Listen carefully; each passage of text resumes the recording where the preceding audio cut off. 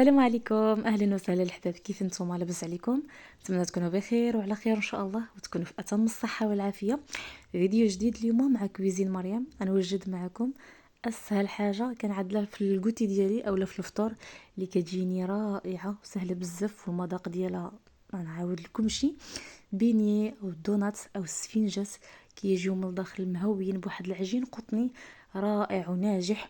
تقدروا تعتمدوها في الكوتي ديالكم، ولا كيف قلت لكم في الفطور ديال الصباح كيجيو كيف ما كتشوفوا معايا روطه بزاف. مقادير طريقه التحضير تبعوها معايا. كنحتاج هنايا في واحد البول كناخذ نص كيلو ديال الدقيق 500 غرام، مع معلقه ونص ديال السكر، معلقه كبيره هاد الخميره الفوريه او الخميره المعجونه حبيبات، مع واحد الساشي ديال سكر فاني وقبيصه ديال الملحه صافي، ومعلقه صغيره نص معلقه صغيره ديال الخميره ديال الحلوى.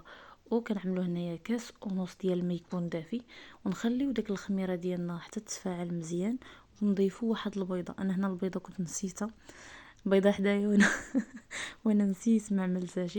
المهم وانا كنعجن عاد تفكرتها وزدت داك البيضه.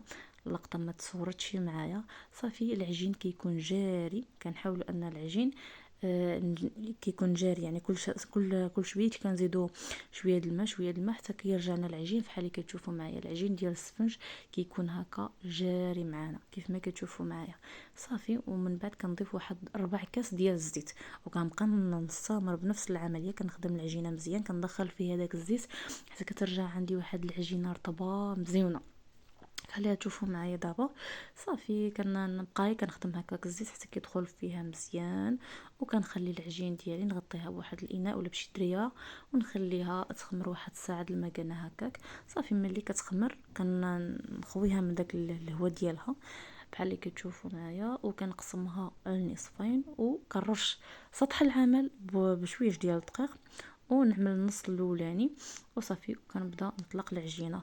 قرصوها غير هكا بيديكم، اولا طلقوها بالدلاك، هي غير باليد وكتسرح. بالنسبه لهاد العجين شويش كيكون باسل حيت كيتلصق في اليد، كيكون جاري بزاف.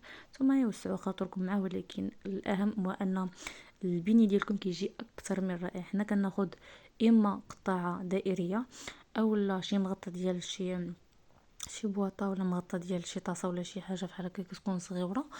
وصافي كنبداو نقطعوا هاد الدوائر بحال اللي كتشوفوا معايا. كناخذوا واحد صينيه تكون هكا مفرشه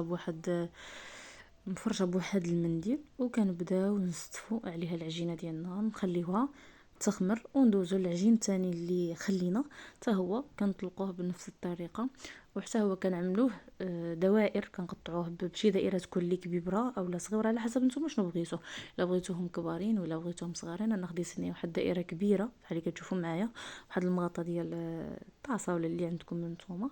قطعوهم بحال اللي كتشوفوا. انا قطعت هادو كبارين شويش وصافي. وجبت واحد نتوما شنو ما عندكم، يعني الا عندكم شي مغطى ديال الرضومه قرعه، يعني مغطى ديال القرعه بحال اللي كتشوفوا معايا هادي، اولا شي حاجه هكا باش تعملوا ديك الحفيره في الوسط. انا خديت غير هذه ديال ديك الطراب اليدوي، هذه دائما هي اللي كنعمل بها الحفيرات.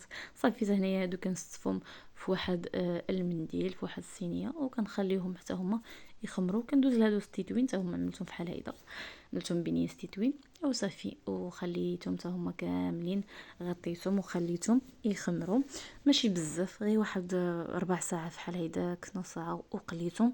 المهم انا كنت قليت هنا سلالم بكون قليت القليه الاولى وكلاوها ما دركتش حتى نزوقها كلاوها وهي هيداك. المهم كيجيو اكثر من رائعين كيف قلت لكم. صافي كنقليوها كامله، نقليو العجين، ومن بعد ندوزو للتزيين. هنايا كان عندي شوكولاط اللي كحل بحال هكا، ذوبته بواحد شويه ديال ذوبته وعملت له واحد شويه الزيت وغمست فيه كيفاش نقول لك. عملت فيهم ديك الدونات بحال اللي كتشوفوا غير الوجه، وزينت هنايا بالشوكولاط ابيض حتى هو ذوبته، وزدت معاه واحد شويه ديال الزيت، وعملت ديك الخطوط كيف ما كتشوفوا. التزيين كيبقى حسب الاختيار ديالكم. عندكم اوريو، عندكم هكا الفيرميسيل، عندكم مثلا سنيكرز، عندكم اي حاجه. التزيين كيبقى ديك الساعه تفنوا على حسب الاختيار ديالكم ولا شنو متوفر عندكم. وهاد البنيه الصغيورين عملت لهم شويه ديال السكر. الا عندكم سكر ثقيل من الافضل عملوا سكر ثقيل. انا ما كانش عندي، عملت سكر سنيده صافي. وكيكون الدونات ديالنا والبنيه ديالنا اليوم هذا هو الشكل ديالو، هذا هو التزيين ديالي البسيط. فكنتمنى يعجبكم وتعطيوني الراي ديالكم. كيكون هذا هو الشكل النهائي. قولوا لي كيفاش جاكم. المهم المذاق هذا المنظر شي شويش، ولكن المذاق صراحه رائع. فكنتمنى تشجعوني، تعطيوني الراي ديالكم، تخليوا لي لايك الفيديو، تخليوا لي كومنتير، سواء اي حاجه يعني، واخا يكون كلام زوين او لا. الا عندكم شي ملاحظه مرحبا. شكرا تتبع ديالكم وبسلامه.